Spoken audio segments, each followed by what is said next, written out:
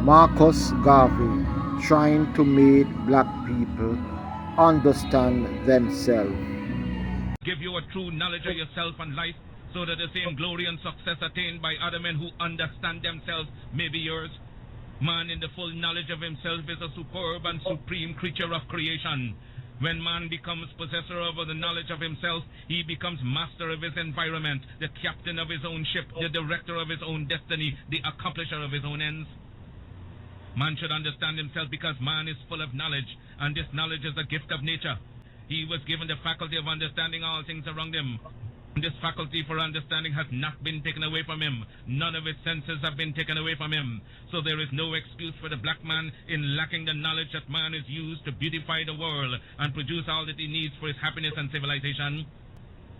Look the world over, and whatever you see in it that is pleasing to man, contributing to man's comfort, to his needs and to his satisfaction, it is but the work of man. Man blessed with the knowledge of himself and the understanding of all things around him. If you are able to live with the knowledge of yourself and with the greater knowledge of nature, you must know what is good and what is not. You must know what is finite. If we leave America and go over to the east to Japan, they will be telling their fellow citizens of Japan of the wonderful accomplishments of the Japanese people, proving that man is moving onward as time moves on. But you have hated yourselves as you have done in previous years. You have shown malice, prejudice, and hate to each other. And the result is that while other races have made progress, while India has made progress towards nationalism, while Ireland has made progress towards republicanism, while the whole world has made progress in man's accomplishments, you still stand fighting yourselves, dishonoring yourselves, showing no disposition toward that higher life so that you will be abundantly blessed. So reflect and think that you were created for some purpose other than exhibiting malice toward your neighbor or fellow men of your own race. What a pity it is that we cannot stand united without a written law. There is no written law compelling other races to stand together. They are brought together by the gentle touch of nature. The unwritten law of nature causes them to stand together on all occasions. So wheresoever you find them in the field, that one gentle touch of nature causes them to stand together, if need be, die together. But with the black man, you can preach to him from the pulpits. You lecture from the platforms, from the byways and the hedges. The spirit of cooperation, but he will not cooperate. You talk to him gently, you try talking harshly to him, he still will not cooperate. The result is that he falls prey to those who understand themselves and walk through the world making you their serfs and slaves. You must acquire an understanding of yourselves. Look around you. See the smiling pictures of nature, the beautiful hedges, the wonderful mountains, the wonderful vegetation all around. But because of your disposition to each other, you live in suffering, in want, in penury, and in debt. You lack the gentle touch of nature, love for each other. You hate yourselves. Black men, and what is wrong with you? Why have you no affection for yourselves? Could I hope to see you living among yourselves as the people I've spoken of?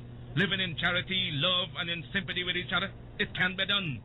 I wonder if you will adapt that course. Isn't it easier to enjoy prosperity than to live in ignorance and darkness?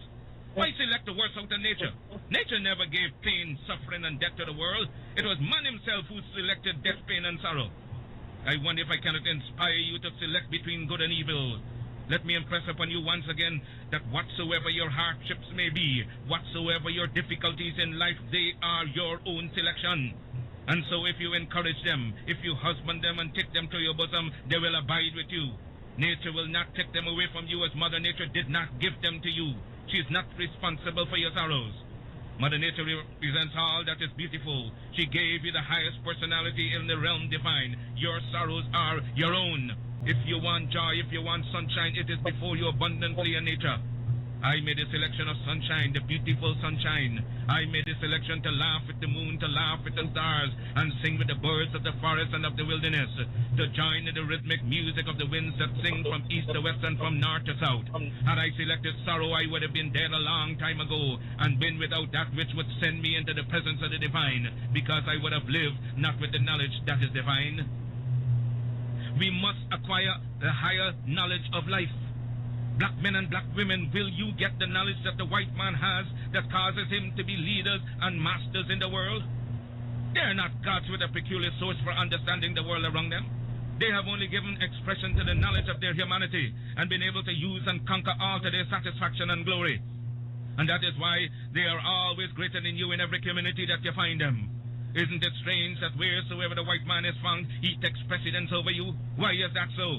Answer that for yourselves, black men and black women. Wheresoever you come in contact with the white man, you always have to go down in defeat before him. Whether it be in England, in France, or in America, you always have to go down to the white man, and yet he has 2 eyes, 2 feet, 2 hands, same passions, same senses and feelings as you have. Your feet are not put on opposite sides, nor your hands turned around the other way. But it's because you fail to use your will, your knowledge, and your mental faculties to the point where you will enjoy life around you.